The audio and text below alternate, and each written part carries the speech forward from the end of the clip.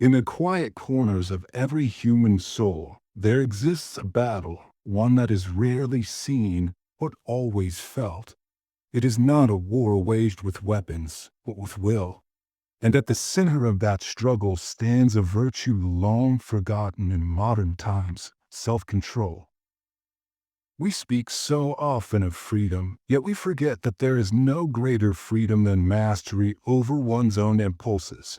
Without self-control, talent becomes erratic, potential is squandered, and purpose is easily lost in a sea of distraction. In my day, self-control was considered not just a moral virtue, but a foundational law of life itself. It was not optional. It was essential. Let me share with you the story of a man named Frederick, a man of immense charm and cleverness. From a young age, Frederick could do anything he set his mind to. He was quick with numbers, persuasive with words, and gifted with a natural understanding of systems and people. Everyone said he was destined for leadership, maybe even greatness. But Frederick had one fatal weakness. He could not say no to himself. He indulged every appetite. If something felt good, he did it. If it was pleasurable, he pursued it without hesitation. He called it freedom. But I tell you, it was slavery of the most dangerous kind. He began well. At 25, he started a promising business. His ideas were sound, his energy high, but he lacked restraint. When the business demanded long hours, he chose comfort. When finances required discipline, he chose luxury. When relationships required patience, he chose impulse. He would make grand plans, brilliant ones, but never follow through. He would start projects and abandon them midway. He blamed the market, his partners, even fate. But the truth was always the same: he could not govern himself. Self-control is not about denial. It is about direction. Frederick had no rudder. He let his emotions steer the ship, and they took him far off course. By 35, his business had failed. By 40, he was bouncing from one scheme to the next, always hoping the next thing would save him from the consequences of the last.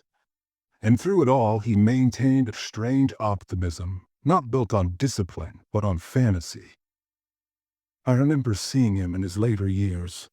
He was still clever, still charming, but now there was an edge of bitterness to his voice. He spoke of what could have been, of missed opportunities, of people who didn't understand him. But I understood. Frederick's fall was not due to a lack of opportunity. It was the slow erosion of self-control. This is a pattern I have seen repeated time and again. The world does not often destroy a man. Most men destroy themselves through undisciplined thoughts, actions, and desires, and they do it one small decision at a time. Self-control is not glamorous. It rarely feels heroic, but it is the quiet force behind all true success. It is the law that holds together your inner world when everything outside begins to fall apart. We live in a time when indulgence is celebrated and restraint is ridiculed. But let me tell you this: every man or woman who ever built something lasting did so not by chasing every feeling, but by mastering them. Frederick had the mind of a leader and the heart of a child. He never taught himself to wait, to suffer, to choose the harder path when it mattered most. And in the end, he paid the price. So I ask you, in what areas of your life have you let go of the reins? What pleasures have taken the place of purpose? What voices inside you need to be silenced so the voice of reason can be heard again? This world will always tempt you with the easy path, but the forgotten laws of self-control remain the same. Govern yourself, or you'll be governed by your weakness. And weakness, unlike difficulty, offers no reward. Let me introduce you now to Clara. She was no one famous. Not a writer, not a speaker, not a great inventor. Clara worked as a nurse in the industrial North, in a city filled with smoke, sickness, and sorrow. Her job was hard, the hours long, and the pay meager. But Clara lived by a quiet strength that most people never noticed until they needed her. When I first met her, it was during a winter outbreak. Dozens were falling ill every week, and resources were running low. Doctors were exhausted. Families were afraid. And yet, every morning before the sun rose, Clara was already at work, calm, composed, and utterly committed. She once told me, "If I let how I feel determine what I do, I will fail those who depend on me." That sentence struck me. It is the very essence of self-control, not the absence of emotion, but the mastery of it. Clara had every reason to quit. She suffered from chronic pain in her joints, brought on by years of cold, damp nights and poor living conditions. Her mother was ill. Her wages barely covered the cost of coal. And yet, she never allowed herself the luxury of collapse. While others looked for comfort, she looked for how she could contribute. There was one incident I will never forget. A young boy named Samuel, no relation, had fallen ill with fever. His parents could not afford care. Clara, already overworked, volunteered to treat him after her shift, visiting his home each evening to administer food and care. I once asked her, "How do you keep going?" She answered, "By remembering what matters more than how I feel." That is not motivation. That is not inspiration. That is self-governance. And here's what's remarkable. Clara did not think she was special. She believed anyone could live as she did if they were willing to train themselves in the habit of self-control. She had no secret formula, only a simple rule she followed every day: do what is needed, not what is easiest. Over time, those around her began to change. Younger nurses started emulating her. Patients trusted her more than any physician. Even administrators, hardened by bureaucracy, gave her their respect. Clara never sought praise. She never demanded recognition.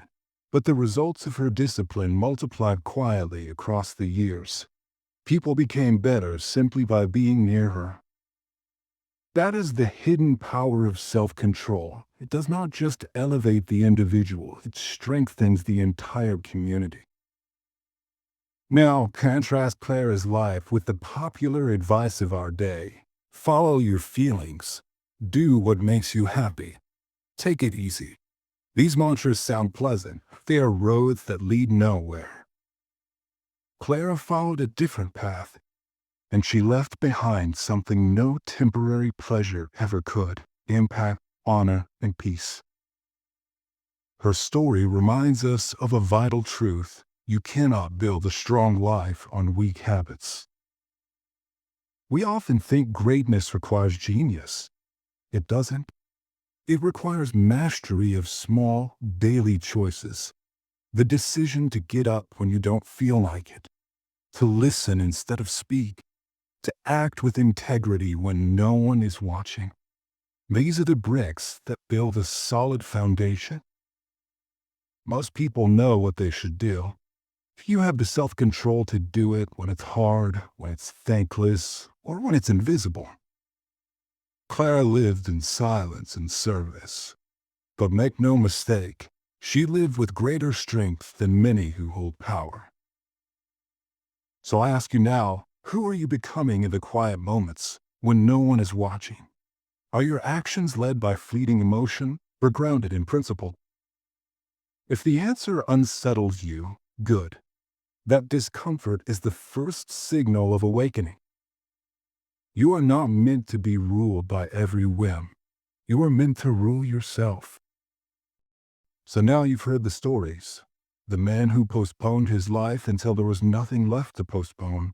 The woman who ruled herself in silence and changed the world around her. What can we learn? Self-control is not a restriction. It is liberation. Most people misunderstand this. They think discipline confines them.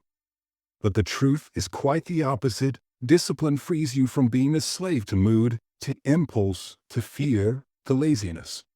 Without it, you are tossed by every emotion, every distraction, every noise. The modern world is loud. It demands your attention constantly. Notifications, headlines, endless streams of entertainment, but none of these offer strength. None build character. Only self-control thus. And yet, we neglect it. Why? Because it's hard. Because it doesn't give immediate pleasure. Because it doesn't get applause. But what if I told you that the hardest path is often the most worthwhile? Not because it's hard, but because it requires you to grow. There are laws of self-control that society no longer teaches, but I will remind you now. First, you are not your feelings. You have them, but they are not your master. Train them. Second, what you repeat, you become. Habits shape destiny. In the smallest actions, repeated daily, build or break your future. Third, comfort is a trap. It lulls you into mediocrity. True fulfillment is not found in ease, but in effort aligned with purpose. Fourth, your word to yourself is sacred. If you constantly break promises to yourself, you destroy your confidence from the inside out. Speak less, do more. And fifth, self-control is not for moments of crisis. It's for every day. It is not about heroic gestures. It is about quiet consistency. You may ask, but what if I've already failed? Then I will say this: failure does not define you, but repeating the same lack of discipline does. You can choose again, today, right now. The forgotten laws are still available to you, not in books alone, but in behavior, not in speeches, but in silence. In the moment you rise early when you could sleep, in the moment you say no to the easy thing, in the moment you choose to act, not later, but now. Do not wait to feel ready. The most powerful actions are often taken when you feel least prepared. Strength grows in resistance. Remember this: there is no success without self-control. There is no greatness without restraint, and there is no lasting peace without mastering your own nature. I wrote once that the battle of life is, in most cases, fought uphill, and to win it without a struggle were perhaps to win it without honor. So struggle, fight, resist what is beneath you, embrace what is above. And in doing so, you will not only build a life of meaning, you will become someone worthy of that life. Not ruled by appetite, not swayed by emotion, but governed by purpose. This is your calling. And now it is your move.